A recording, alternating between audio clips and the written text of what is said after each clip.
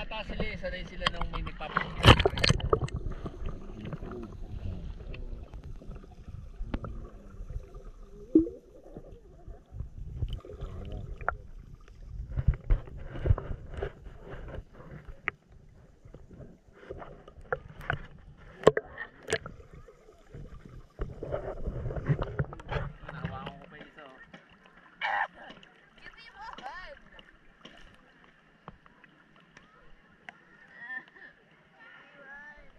Kaya lang ano, hindi sila makulay ano.